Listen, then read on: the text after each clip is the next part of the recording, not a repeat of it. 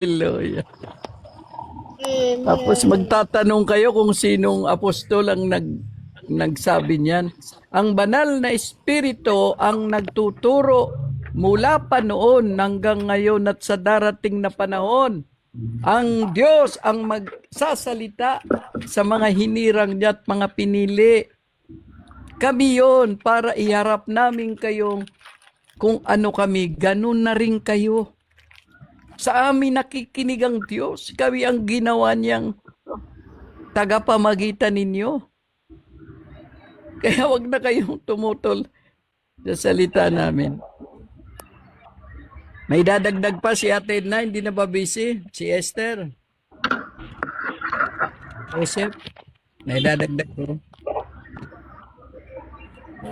May guest tayo dito, itong nasa loob natin, MCGI ito, ginagawa ko itong alagad, Brother Rasya, na maging tunay na MCGI ito. Naturuan kasi ito ng letra por letra lang. Tuturuan ko itong maging katulad ng Arojo. Si Bro Mike. Ay dadagdag ko po dito sa sinabi niyo, yung kanina sabi niyo, nung kahapon kasi napadaan ako sa isang platform, may doon nagpapahayag. Basta manalangin lang tayo, lahat ng pangangailangan natin, ipanalangin natin sa Diyos. Sapagkat dinidinig ng Diyos ang lahat ng panalangin ng mga tao, sabing ganoon. Sabi ko, bakit ako nung ako hindi pa ako nabuborn again ay ang dami kong pinapanalangin sa Diyos ay wala man lamang binigay sa akin. Ako'y napipighati dati at kahit anong panalangin ko, wala namang ibinibigay sa akin. Sabi ko pa nga nun sa Diyos Lord, bakit naman hindi mo dinidinig ang mga dalangin ko? Sige, isang-isa na nga lang ito. Isang-isa na nga lang. Sige, last na ito. Sabi ko gano'n, talagang wala pa rin. Pero nung na-encounter ko si Jesus, nung nakatanggap ako ng banal na espiritu, nung ako sumampalataya sa Kanya, lahat ng pangangailangan ko binigay niya. Kahit hindi pa ako nanalangin, lahat ng pangangailangan ko binigay sa akin ng Panginoon. Hindi ako humihingi, binibigay lahat. Hindi ko na kailangan pang humingi. Sapagkat sabi ng Matthew chapter 6 verse 33, sabi lahat ng inyong pangangailangan ay alam ng inyong Ama na nasa langit. Sabing ganun. Huwag kayong mabalisa kung ano inyong kailangan. Kung kailangan nyo ng pagkain, inumin at daramtin, huwag nyo ikabalisa. Dapat hanapin nyo muna ang kanyang katuwiran. At sigapin nyo makasunod sa kanyang kalooban. Ayun pala ang kailangan hanapin pala ang ROG. Ang katuwiran ng Diyos. At lahat pala ng pangangailangan natin ay ibibigay sa atin. Kaya pamula nung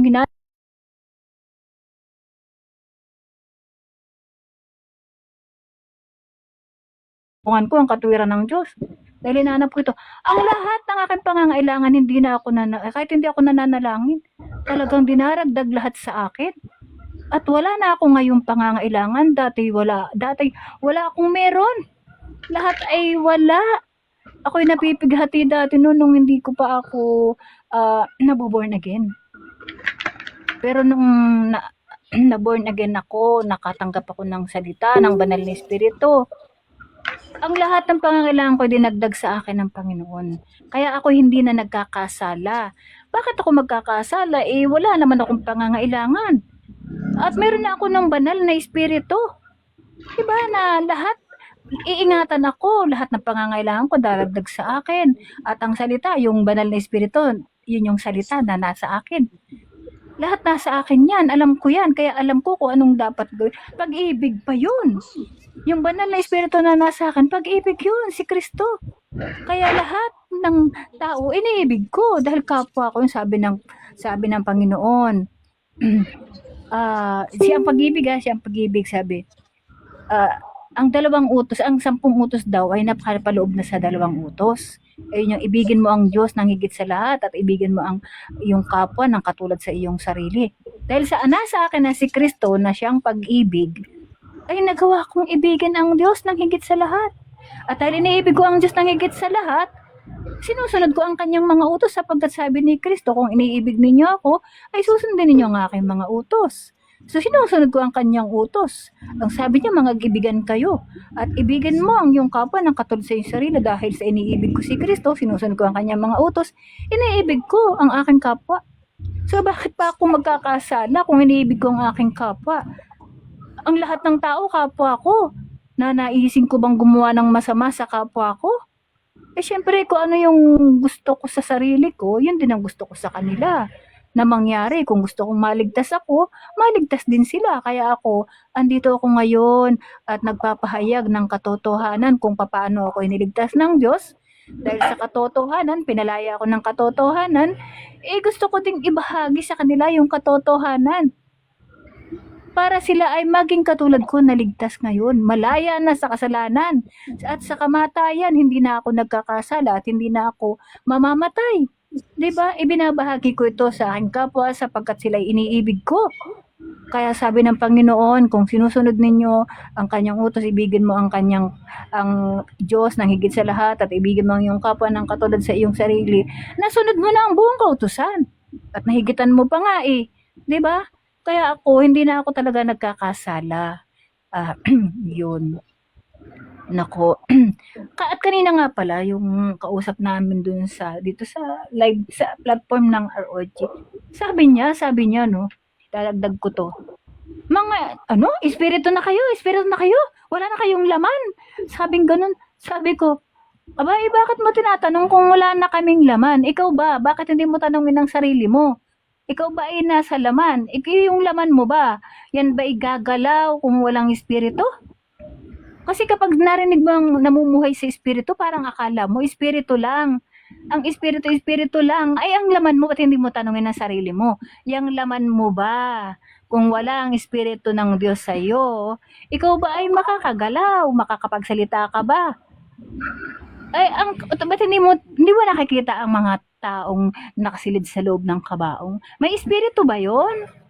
Kapag ba ang tao yung walang espiritu? O may espiritu nandun ba? Meron bang taong may espiritu doon sa loob ng kabaong? 'Di ba wala? Kaya nga siya nandun na sa loob at diretso na siya sa pagkabulok dahil wala na yung espiritu, humiwalay na dun sa laman na pinagmamalaki mong ikaw ay nasa laman. Ang laman, walang buhayan kung wala ang espiritu. Di ba? Tanungin muna nila, bakit namin sinasabing kami nasa espiritu? Pag sinabi namin kami nasa espiritu na, ay wala na ba kayong laman? Ay ngayon, yung laman mo ba kung wala ang espiritu? May pakinabang ba yan? Wala. Mabubulok yan. Mabubulok, babalik sa alabok. Kaya napakahirap. Bakit kaya ganun? Lagi silang nakatingin sa laman. Samantalang ang espiritu ay wala namang laman na mabubuhay kung wala ang espiritu. Yun ang katotohanan. Oo, ang espiritu hindi nakikita. Pero ang espiritu ay buhay. Walang tao na nabubuhay na walang espiritu. Sabi pa niya, kaluluwa, may kaluluwa. Wala ako sinabing wala kang kaluluwa. Ang sabi ko, espiritu, sapagkat ang kaluluwa mo naman ay patay kung wala ang espiritu. Binasa pa nga ni Sis Queen, yung talata na ang kaluluwa kapag walang espiritu ay patay. At sa Genesis din yun, di ba? Ayun, sapagkat tayo ay tahanan ng Diyos. Anong Diyos ang nakatira sa atin? Kung tayo nagkakasala, edi yung Diyos ng sanlibutan. Kung tayo makasanlibutan, edi Diyos ng sanlibutan ang nakatira sa atin. Kung tayo naman ay tayo naman ay hindi nagkakasala bilang tahanan ng Diyos, edi tayo ay Diyos na galing sa Diyos na lumikha. Ano bro? Sige, ikaw naman bro. Yan, padating na ng bahay.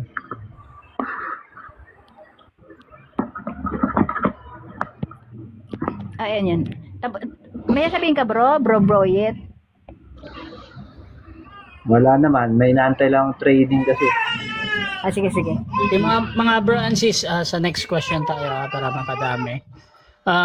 Question dito, kung si Pablo ay hindi pa sakdal sa Pilipos 3:12, bakit mo tinuturo na ang tunay na ligtas ay hindi na nagkakasala?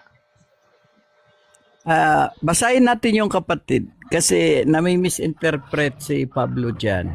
Kasi yung nangangaral siya, ang tinutukoy niya, hindi kaligtasan. At yung hindi rin pananampalataya, ang tinutukoy niya, kundi yung kaalaman.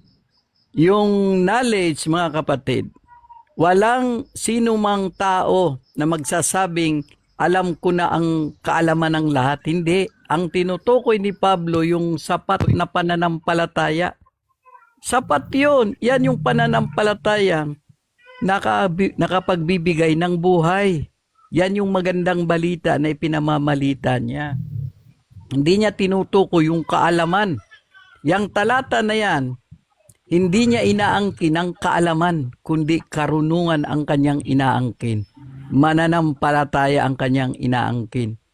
Kaya kung nangangaral kayo na puro kaalaman ang alam ninyo, isang Diyos, tatlong Diyos, tunay na iglesia, ang galing ninyo sa theology. Pero yung pananampalataya ninyo ay hindi sapat. May kahinaan, may pagkukulang. Wag na kayong mangaral, mag-scientist na lang kayo. Mag-teacher na lang kayo ng kung ano-anong science. Wag ninyong gamitin ang Biblia sapagkat ang Biblia ay karunungan ng Diyos. Hindi yan sa pagalingan ng kaalaman. Kaya sinabi ni Pablo, yung nakasulat na yan. Mayroon pa bang reaksyon ng mga kapatid ko?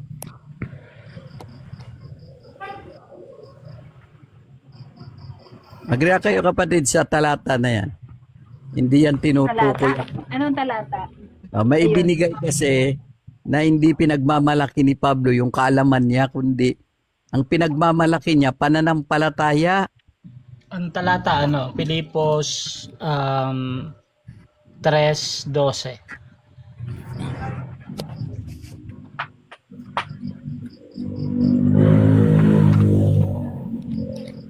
Sabagay kapag ang kaalaman kasi yan, galing yan sa tao. Ang pananampalataya galing yan sa Diyos. Yan yung karunungan ng pananampalataya kasi sa hindi mo nakikita. Yung espiritu, hindi mo nakikita, pero espiritu kumikilos sa'yo, nagpapatotoo. Kaya nakikilala natin ng Diyos eh. Kasi yung espiritu nakatira sa atin eh. Di ba sabi nga dun, makikilala ninyo ako sapagkat ako'y nakatira sa inyo. Alam nga naman hindi natin makilala yung Diyos na nakatira sa atin.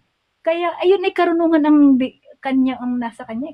Kasi ang karunungan, wisdom, galing yan sa langit. Basahin ko sis Pilipos 3:12. Sabi dito, Sige. hindi sa nakamtan ko na ang mga bagay na ito, hindi rin sa ako'y ganap na. Ngunit sinisikap kong makamtan ang gantimpala sapagkat ito ang dahilan kung bakit ako'y tinawag si Kristo. Ang tanong niya, bakit daw sinasabi ni Pablo na siya daw ay hindi pa rin ganap o hindi rin sa ako'y ganap? Kung sinasabi ninyo na ang Kristiyano ay hindi daw nagkakasala. Hindi namin sinasabi, Rasya, na ang mga Kristiyano hindi nagkakasala. Ang sinasabi namin, yung mga pinili ng Diyos para mangaral sa mga Kristiyano. At kung kayo nagpapatawag na Kristiyano, delikado kayo sa Matthew 24:4 na mag-ingat kayo sa magdadala ng pangalan ko. Mag-ingat kayo dahil ipinakikilala nila akong Misaya, Diyos. Kaya delikado kayo pag sinabi ninyong Kristiyano kayo, ay isa kayo sa tinutukoy ni Jesucristo na mga nagdadala ng pangalan niya pero wala naman siya sa kanila. Kaya hindi namin sinasabi na mga Kristiyano hindi nagkakasala, kundi sa katuwiran lamang. Sa katuwiran, madali nyo itong matanggap sa katuwiran dahil ito'y ginawa na ng Diyos. Amen. Ang pwedeng magbigay ng katwiran, yung may mabigat, malakas na pananampalataya, ito yung justified, sanctified, and glorified. Ito yung ngayon nangyayari ito. Itong tatlo na ito yung power engine ng mananampalataya. Glorified, sanctified, dahil justified. Kayo rin na-justify kayo. Pero hindi pa kayo ganap sa pananampalataya. Ang tinutukoy ni Pablo dyan, hindi ganap sa kaalaman. Marami siyang natatanggap na revelation day by day sa Panginoon. Kaya sabi niya, marami pa akong dapat matanggap? Sinong magsasabi sa inyo na natanggap nyo na ang kalaman? Pero ang sabi niya, kapag nalaman mo na ikay mahina, nararanasan ninyo ang kapangyarihan ng Diyos. The more na nalalaman ninyong bilang tao mahina kayo, doon nyo lang malalaman ang kapangyarihan ng Diyos. Amen, amen. Amen. 2 Corinthians 12:9. 2 Corinthians 12:9. The more na alam mo na kapag wala ang Panginoon, mahina ka, doon mo nalalaman ang kapangyarihan niya. Kapangyarihan, maliit lang yan, pero makapangyarihan yan. Nakasulat yan sa Revelation 3:7 and 8. Mahalaga itong talata kaya ipababasa ko. Keyword, maliit na kapangyarihan. Sige, Revelation 3:7 and 8. Pakinggan natin. Pagpalain ang magbabasa ng salita. Hintayin natin kung sino magbabasa. Maliit na kapangyarihan ito Hindi to sinasabing kumpletong kapangyarihan, kundi maliit pero makapangyarihan ito. Binhi ito. Kasi ang paglago, day by day, lumalago kayo. Hanggang sa namatay si Pablo, sinabi niya na hindi siya nagkakasala. Basahin natin yung Revelation na yan. Revelation? Ano? Chapter 3, 7 to 8. Chapter 3, 7 to 12. 7 to 8. Revelation, chapter 3, verse 7 to 12.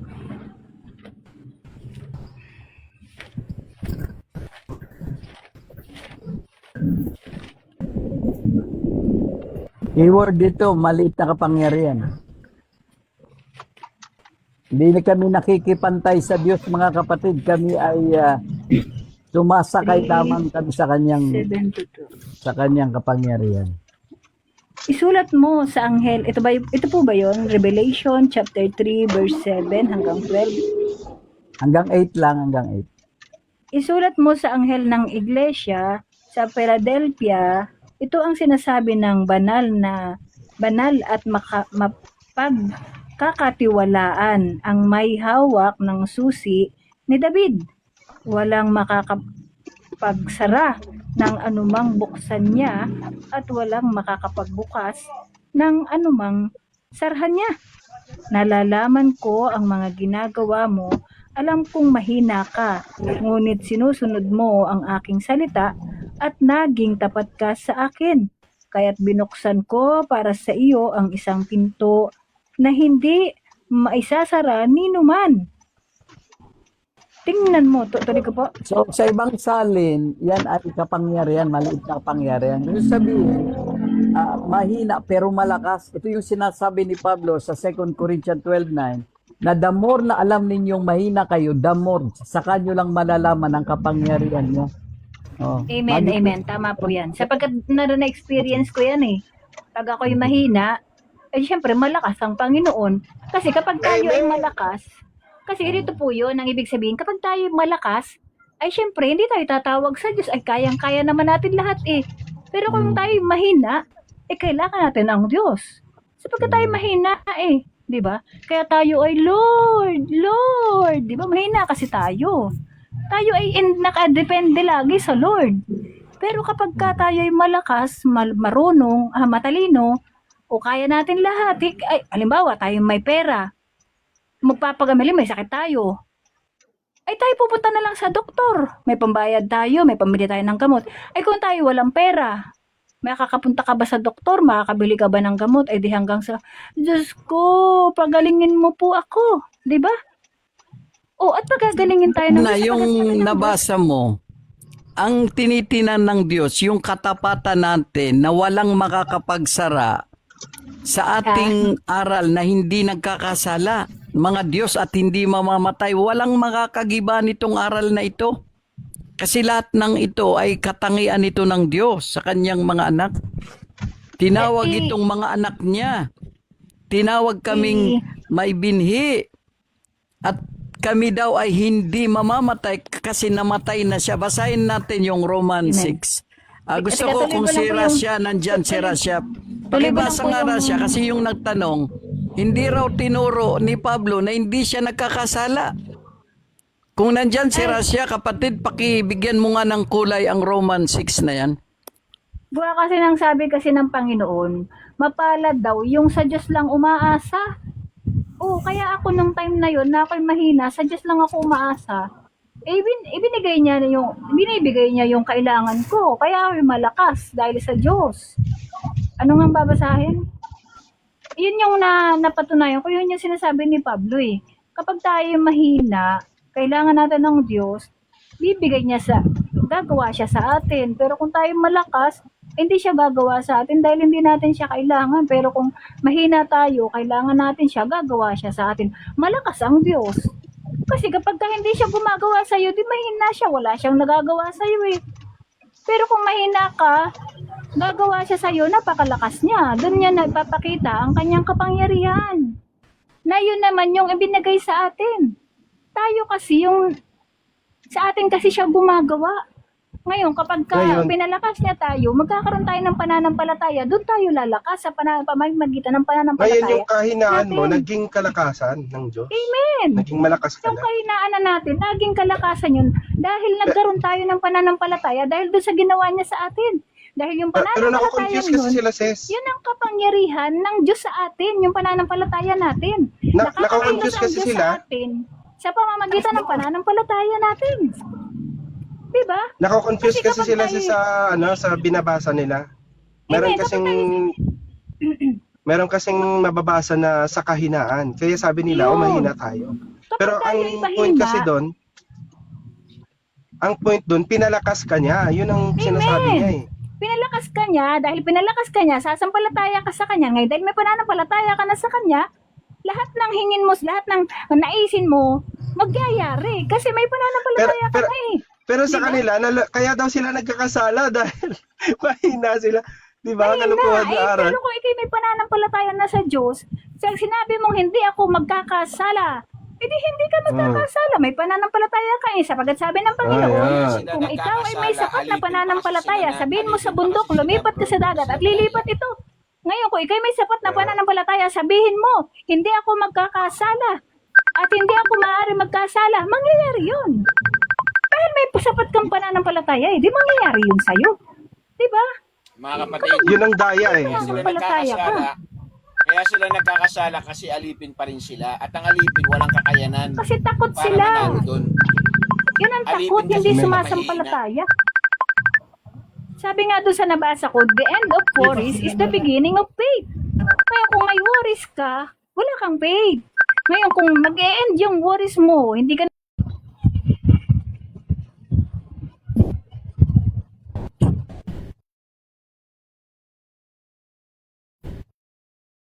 naririnig sa kanila, ay mahina lang ako, nasa laman Puro pa kahinaan. ako.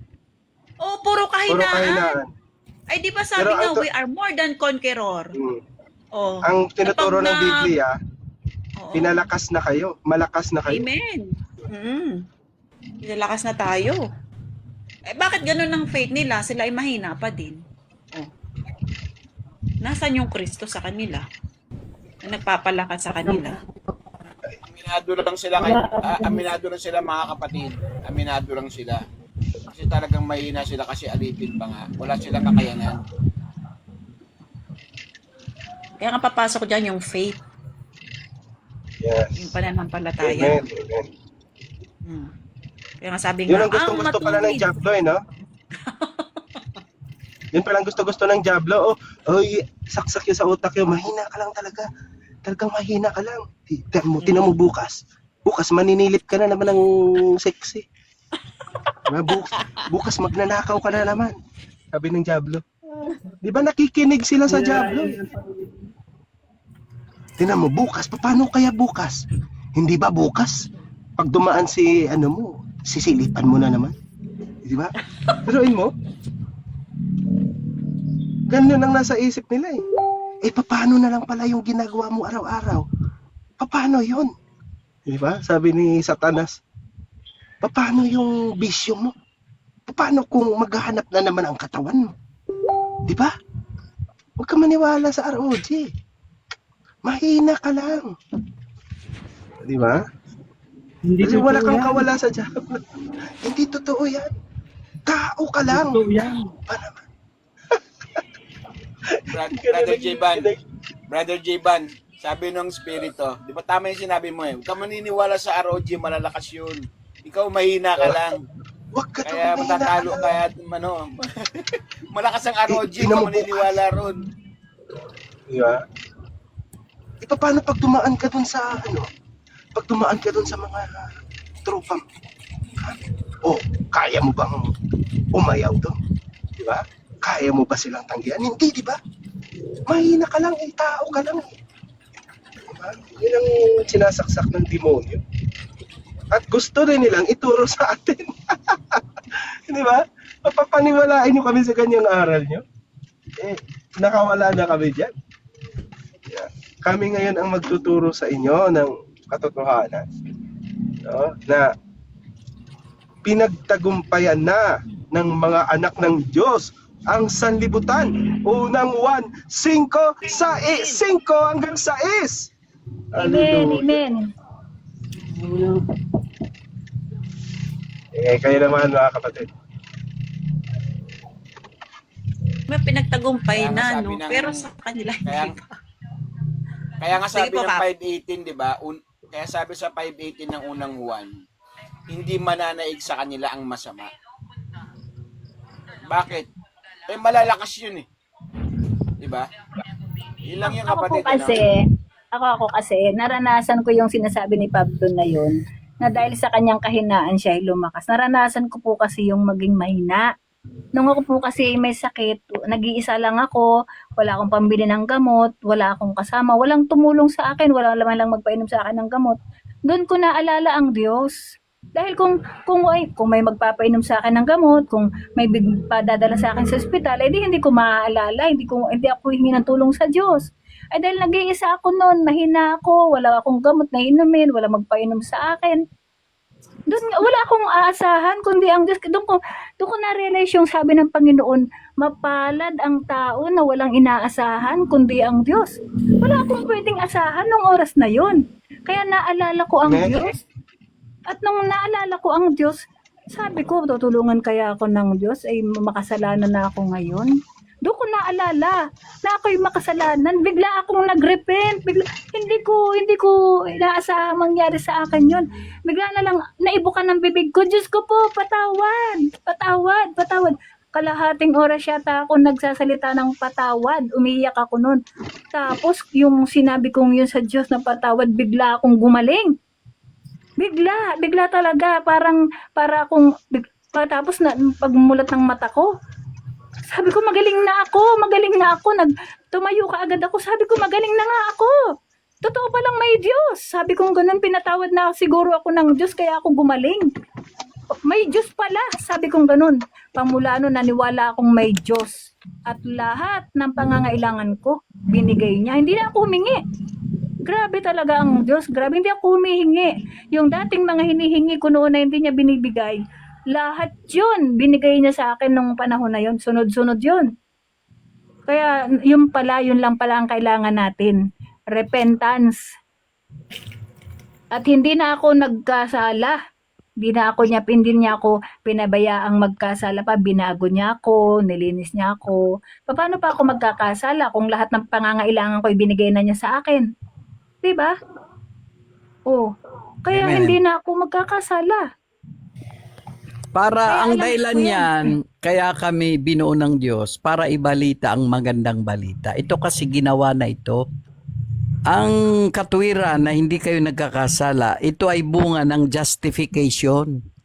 At ang pwede lang mangaral ng justification ng ginawa ng Diyos, yung mga pinabanal niya, sanctified and glorified. Kaya kapag may naririnig kayong mga ngaral, tanungin ninyo kung itong mga ngaral na ito ay authorized dito na magdala ng magandang balitang niligtas na kayo ng Diyos sa biyaya. Binayaran na ang kasalanan ninyo. Ang tanong ng miyembro, kayo po ba, pastor, ay naging perfect na ang pananampalataya? Yung sinasabi doon ni Pablo, yung mga revelation na ibinibigay sa kanya, alam ni Pablo na ang revelation ay progressive. Hindi yan isang bagsakan. Kaya maging si Pablo, ang dami niya nang tinanggap, pero umaasa pa rin siya na may ibibigay pa rin ng Diyos.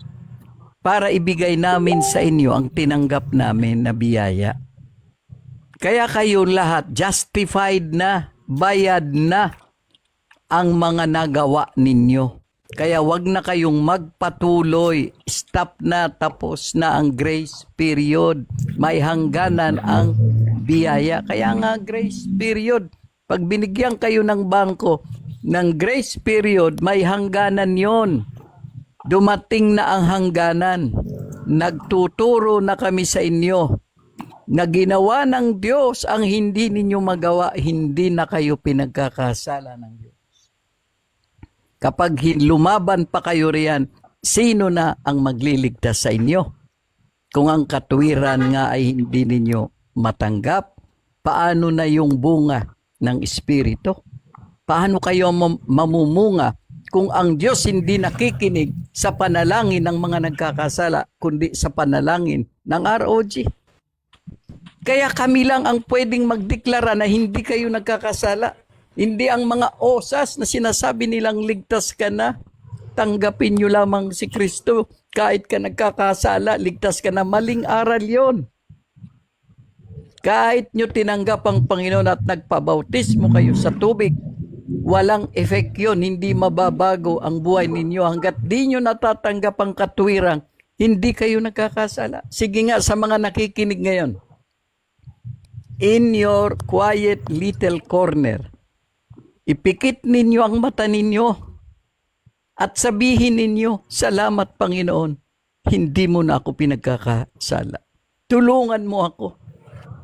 Tulungan mo ako. Gabayan mo ako. Patnubayan niyo ako. Mamagitan ka sa akin para hindi ako magkasala. Kung ganyan ang panalangin ninyo ngayong oras na ito, mararanasan ninyo ang ginhawa kung paano mabuhay sa biyaya. Sabi ni Pablo sa Romans 6:14, paano pa kayong magkakasala kung ang kautusan ay wala na, kundi biyaya na? Nasa biyaya na tayo mga kapatid. Kaya sa panahon ngayon, huling panahon, ang ROG ang nagre-represent sa lahat ng relihiyon.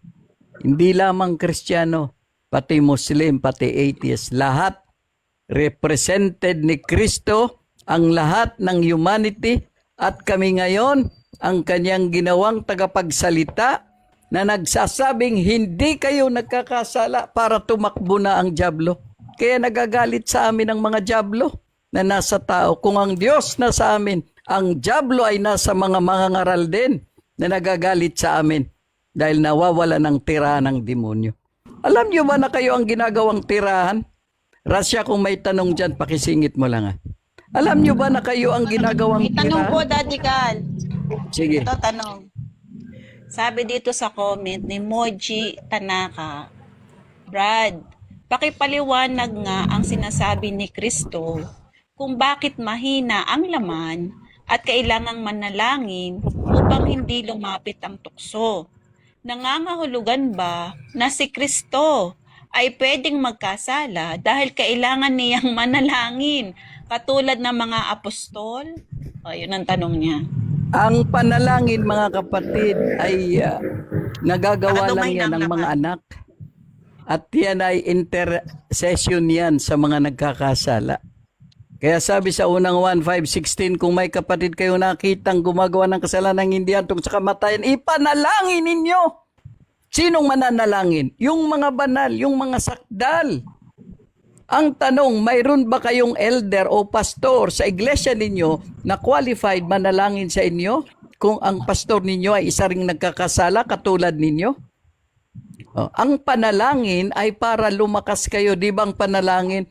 Ama namin, ilayo mo kami sa tukso at wag mo kaming pagkasalain.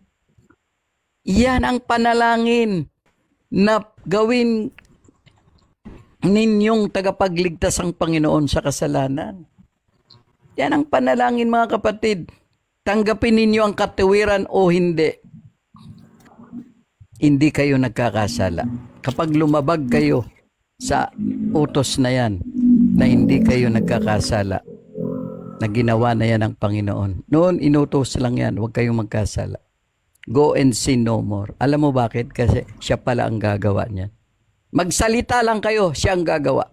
Ang problema, ang sinasabi ninyo, nagkakasala ako, kaya ang diablo ang namamayagpag sa buhay ninyo. Alipin kayo ng kasalanan dahil yan ang kinakatwiran ninyo. Napakabigat ng sabihin hindi ako nagkakasala. Bakit? Wala pa kayo sa kalooban ng Diyos. Hindi pa kayo born of God. Rasya, kung may tanong, pakisingit lang. Ang panalangin ay para sa mga banal yan. Sa mga banal yan, para sa mga nagkakasala na patawarin kayo. Okay, ang question dito, bro. Kung hindi na nagkakasala, bakit sinasabi ni Santiago na tayong lahat ay nagkakamali sa maraming bagay? Santiago 3:2. Oo, pero pag binaba mo yan, ang basa niyan, sinabi niya na kayo ay nagkakamali dahil sa mali ninyong katwiran. Bottom line, mga kapatid, kaya kayo nagkakasala dahil ang pinananampalatayaan ninyo ang sarili ninyo. Kung uunawain nyo ang sinulat na yan ni Pablo, hindi niya sinabing pati siya ay nagkakamali. Ang aral, sabi ni Boyet sa Titus, Boyet, ikaw nga magsalita, Boyet.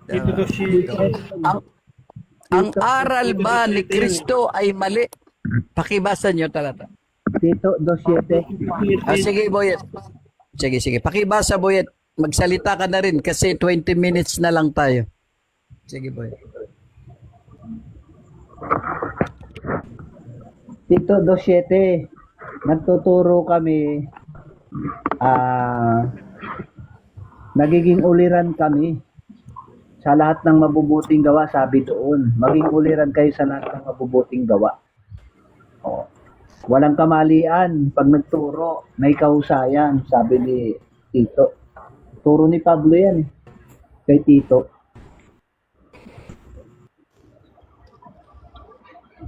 Ang nagkakamali, mga taong nagkakasala. Yan ang mga nagkakamali. Kasi tao sila, hindi pa sila tinawag na mga Diyos. Hindi pa dumating yung salita ng Diyos sa kanila. Kaya ang katwiran nila, katwiran ng sarili nilang katwiran, katwiran ng tao. Pag katwiran ng tao, ay magkakasala talaga. Walang kalwalatian ng Diyos yun eh. Katwiran ng tao yun eh. Pag katwiran ng Diyos, katwiran ni Kristo, may kalwalatian ng Diyos. Pero ang argumento dito, bro, sa Santiago 3:2, sabi dito, ito ay sapagkat tayong lahat sa maraming paraan ay natitisod. Kaya question niya, bakit daw sinasabi dito sa Santiago 3:2 na lahat natitisod kung sinasabi nyo naman hindi na kayo nagkakasala? Sabi nyo naman, Lahat. Ang tinutukoy diyang lahat nga binanggit ko na kanina, taong nagkakasala sa Korinto 3:3, unang Korinto 3:3.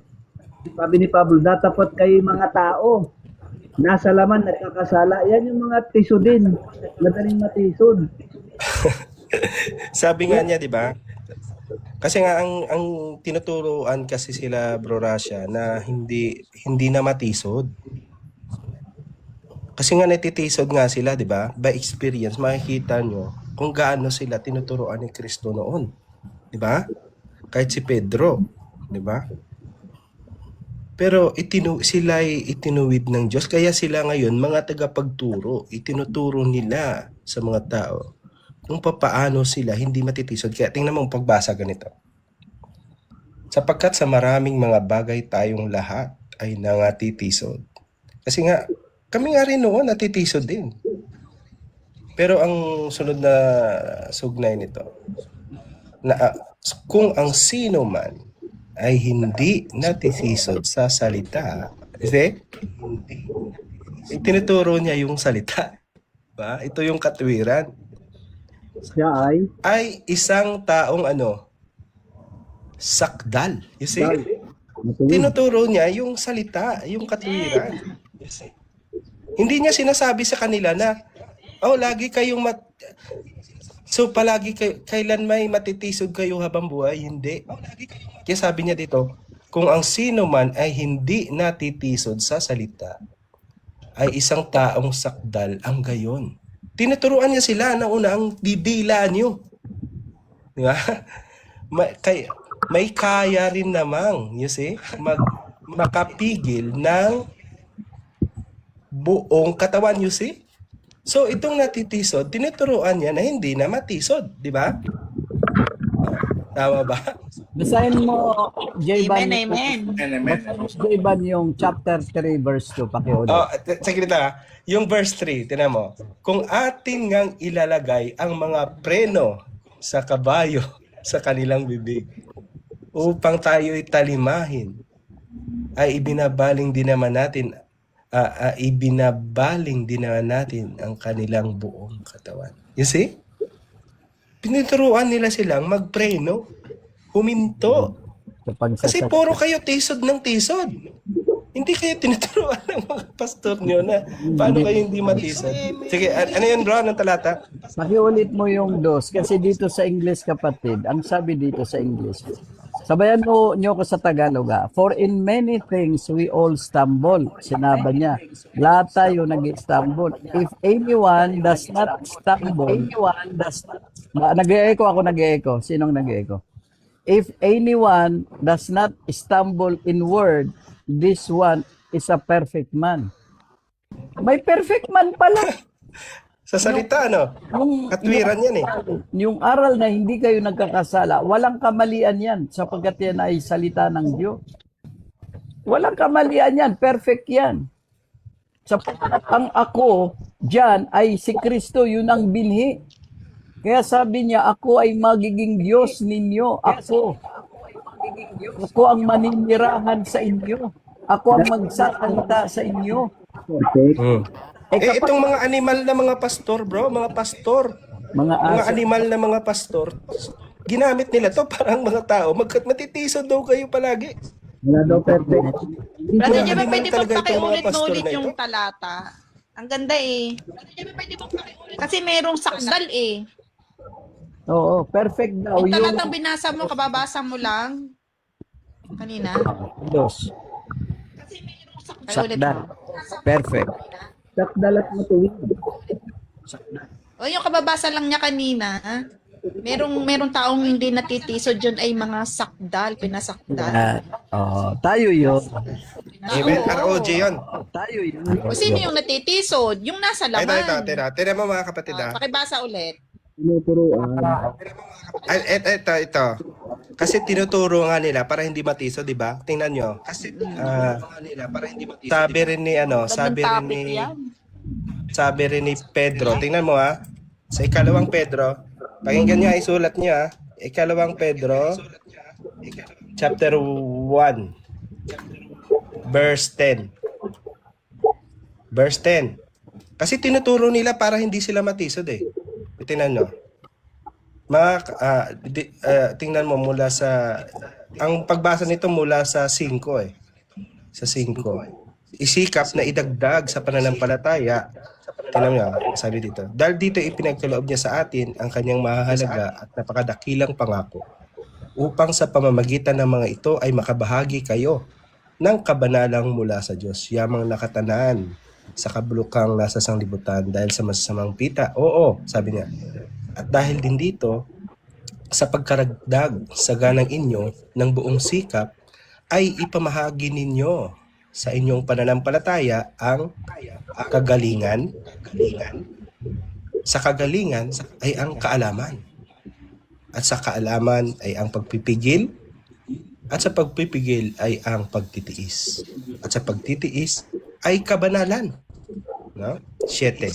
At sa kabanalan ay ang mabuting kalooban sa kapatid. At sa mabuting kalooban sa kapatid ay ang pag-ibig. Tingnan mo. Ito, nabubuo sa isang tao. Tinuturo nila. Diba? Sabi dito, 8, kapag kung nasa inyo ang mga bagay na ito at sumasagana, ay hindi kayo pababayaang maging mga tamad o mga walang bunga.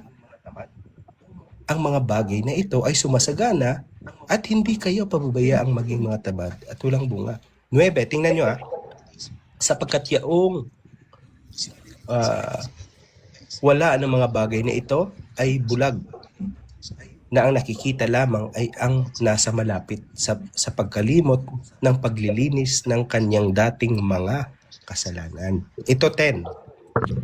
Kaya mga kapatid, layong pagsikapan ninyo na mga panatag kayo sa pagkatawag at pagkahirang sa inyo. Sapagkat kung gagawin ninyo ang mga bagay na ito, ay hindi kayo mga titisod kailanman. Amen. Ang tinuturo ng mga pastor, matitisod kayo, kinote pa, misinterpret pa si Santiago. Anong talata yan, bro? Ikalawang Pedro chapter 2 verse 1 verse Hindi, 10. 1. Chapter Verse 1 yata yun. Chapter 1, tama. Chapter 1 verse 10. Grabe, no? O ngayon mga Maganda- kapatid, maganda 9 palang minutes na lang topic tayo. yan, yung Muli ay tisod na irarapat yan, na ano? namin. Every week kami dito kay Russia. Salamat sa mga nagtanong dyan at salamat din sa mga kapatid kong nagpahayag dito. Bagamat, May mga tanong pa, Daddy Carl, sa Facebook Live. sige, ano pa tanong dyan sa Facebook Live? Okay, question dito. Nagkakasala ba si Pedro nang siya ay sinaway ni Pablo sa Galatia 2:11 hanggang 14? Hindi, wala namang Hindi, sinabi hindi. dyan. Si Pablo na nagkakasala ka, Nagkamali lang, itinuwid nagkamali. nga eh. Kami dito, kaming magkakapatid, nagtutuwiran kami para hindi magkasala. Si Pedro ba ay umangal? Nakipagsuntukan ba kay Pablo? Sinabi ba niyang nakipagsabunutan ba si Pedro kay Pablo nung itinuwid ni Pablo sa kapangyarihan ng Espiritu Santo? Hindi. Itinuwid. Pag may Nakinig si nagtutuwid sa inyo, wala kayong kasalanan. Katulad ni David, nung siya'y nagkasala, itinuwid siya ng Diyos. Sabi ni Amen. Nathan, hindi kita papatayin sapagkat hindi ko binibilang na kasalanan ang nagawa mong kasalanan. Dahil humingi siya ng tawad. Kaya kung may nagtutuwid sa inyo, walang ibibilang na kasalanan. Bakit itinuwid ni Pablo si Pedro nung panahon na yon tungkol sa magandang balita? Sapagkat si Pablo, sabi ni Pedro, ay may karapatang magtuwid. Maski siya, walang sinabi dyan na nagkakasala, kinamatay ni Pedro yung kasalanan na yon. Sabi ko nga sa inyo, lahat nagkakamali, at nagkakamali. Pero anong natututunan ninyo sa pagkakamali ninyo kung hindi na kayo natuto?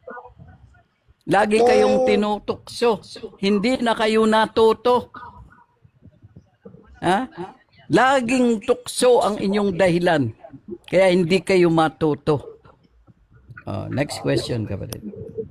Tingnan mo bro, si Pedro yun, nung kinote natin yung huli kanina na hindi natitisod. Si Si Pedro, Pedro yun. Sa huling sulat niya, nagbago na talaga siya, di ba? Hindi na natitisod kailanman. Siya na nga ang nagtutuwid. Hindi na rin nagkakasala.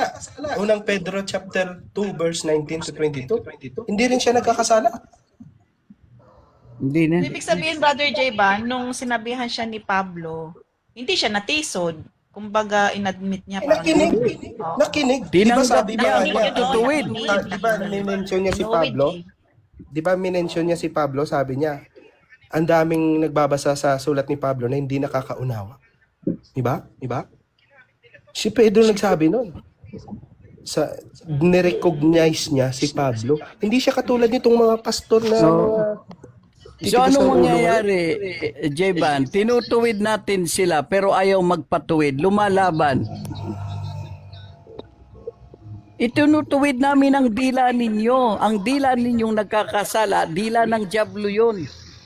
Kaya hanggat nangangatwiran kayo sa kalaman. Hanggat lumalabang kayo sa ibinigay na regalo ng Diyos sa inyo na biyaya, kaya hindi kayo nagkakasala. Hanggat di nyo natatanggap yan, pahihirapan kayo ng kasalanan. Daddy 5 Carl, minutes. yung sagot sa tanong mo kanina, ano itong mga hindi nakikinig? Sabi ng Panginoong Kristo, yaong mga nakikinig sa inyo ay sa akin nakikinig. Ang hindi nakikinig sa inyo, ako ang kanilang hindi pinakikinggan. Ayun, Kaya Lucas. hindi sila nakikinig sa inyo. Amen, amen. So ayan, kami naman po ay every week kami nandito at ipaglalaban po namin yung ginawa ng Panginoon sa inyo. Kayo ang dahilan kaya kami binuo para iligtas namin kayo sa maling turo ng mga pastor ninyo, ng mga iglesia ninyo. Dumating na kasi ang aral ni Kristo. Dumating na. Wala na kayong idadahilan. Dumating na. Hindi kayo pinagkakasala ng Diyos. Hindi kayo binibilangan ng Diyos ng kasalanan. Kaya magbago na kayo. Magpatawaran na kayo. Huwag na kayong nag-aakusa ng mga kapatid ninyo sapagkat ang akusasyon ninyo ay siyang babalik sa inyo. Isaiah 54:17. Iiwanan namin kayo ng talata kay Isaiah. Pakibasa, Brother Rasha, bago tayo mag-closing. Isaiah 54:17.